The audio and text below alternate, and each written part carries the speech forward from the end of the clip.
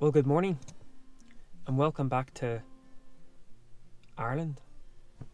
That's right, back at home base for a little while at least.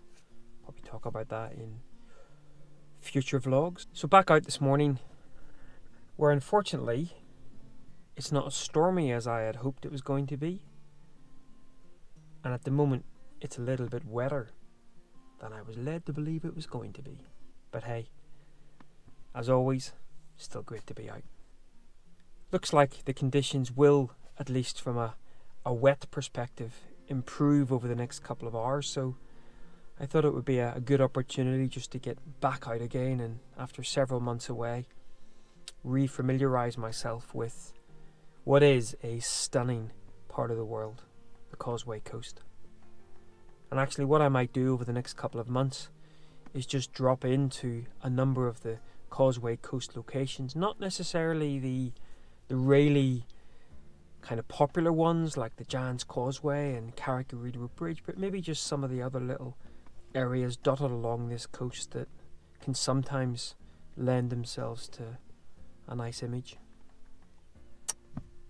So this morning I'm down at Ballintoy Harbour, which of course is one of those famous locations. The harbour's just over here, one of those Game of Thrones locations. I'm going to head over the top and down into the little secret, not really secret, beach, hoping it was going to be a little bit more stormy because that really does lend itself to it, but unfortunately not. But we'll take a wander across and seize what we can seize. It's good to be back in Ireland. Let's go check out what Ballintoy has to offer.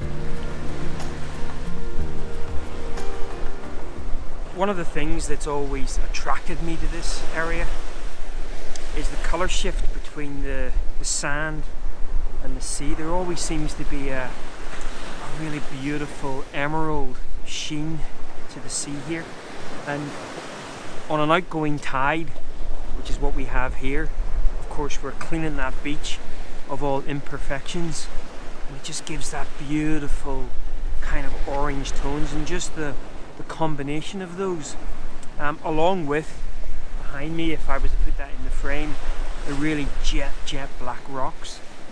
It's those mixture of colours that always have me down here.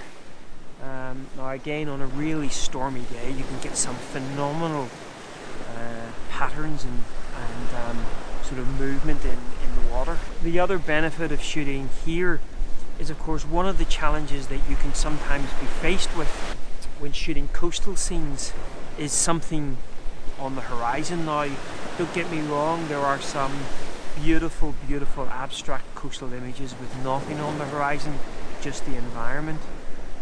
But having spent some time up in the Outer Hebrides, where you have that, on some of the beaches on Harris, you have that beautiful bonus of having the North Harris Hills on your horizon. Here we have Sheep Island, and further on Rathlin Island, so there can be a bit of interest brought there as well. But overall it's the tones and the colours that really bring me back here time and time again. Just beautiful. I think I spoke about in my video in Harris in the Outer Hebrides, it was pretty emotional for me to be there. It was a dream of mine to visit the Outer Hebrides, and it did not disappoint. It was simply, I think beautiful even is an understatement. I felt a connection with that place that I don't think I've ever felt anywhere else. That being said, I find it very challenging to shoot in. Ooh, we almost got swept away. That said, I find it very challenging to shoot in for a number of reasons. Some of them perhaps self-inflicted, but of course it's one of those areas that I think does need time. While we are hoping to get back on the road in the next couple of months, and the Outer Hebrides is certainly something, or a place that we want to visit for a much longer time. More on that soon. I think I can help myself prepare for the Outer Hebrides by going in search of similar environments, and this location here is one such environment. I think the colour of the sea, the jet black rock behind me here, the colour of the sand, the patterns on the waves, these are all elements that I think are similar-ish to the Outer Hebrides, and so hopefully by spending a lot more time in locations that are a reminder for the Outer Hebrides, I will be in a much better position to shoot it. And it's the black rocks here. Those black, they really do just look so dark and black against the sand.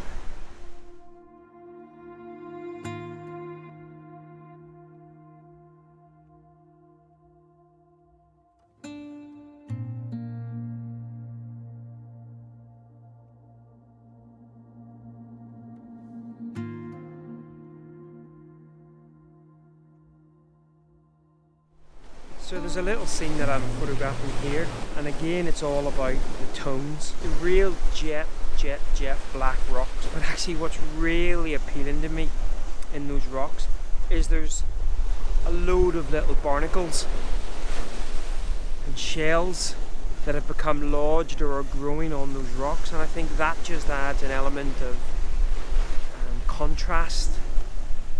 It's not just all black.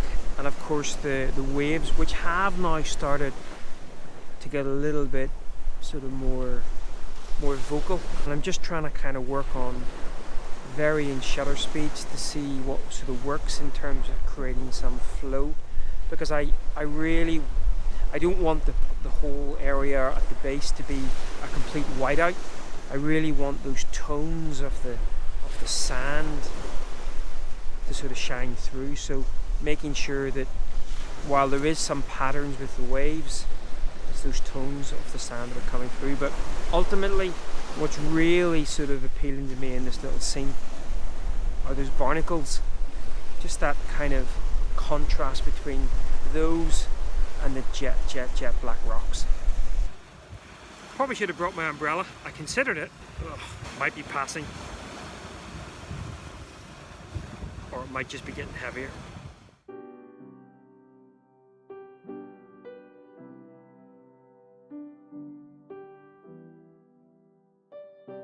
So that rain has now passed. Sadly it's taken a little bit of the mood with it. There is still, as you can probably see, a little bit of weather on the horizon, which I'm trying to now incorporate into the shot. And I love kind of being really close to these waves. This can be quite a treacherous place to shoot from, any sort of higher tide or stormier weather, so bear that in mind. But because it is an outgoing tide and the waves aren't too bad, it's affording me the opportunity to get quite close in. I love just some of the sort of patterns that the waves are making, just with a slightly longer shutter speed, not too long. And again we have those, just with a little bit of light coming in, it's brought some of that emerald colour back into the water again. And of course what I was hoping for, maybe a little bit of light on Sheep Island, but not at the moment. But perhaps that's sort of not a bad thing, because it's giving me a nice sort of dark foreboding shape on the horizon that maybe sort of matches the mood of the weather. I think it's going to be quite a wet afternoon as well, so it'll be office bound. I mean, it's been lovely to get back out again along the North Antrim coast, a place I'm privileged to call kind of home base when we're not in the van. So hopefully over the next couple of weeks I'll get back out to some of these locations and take you along for the ride as well. But for now, I think I'm going to pack up the camera, head back home and grab a coffee. Once again, thanks for watching, and we'll catch up again soon. Bye bye.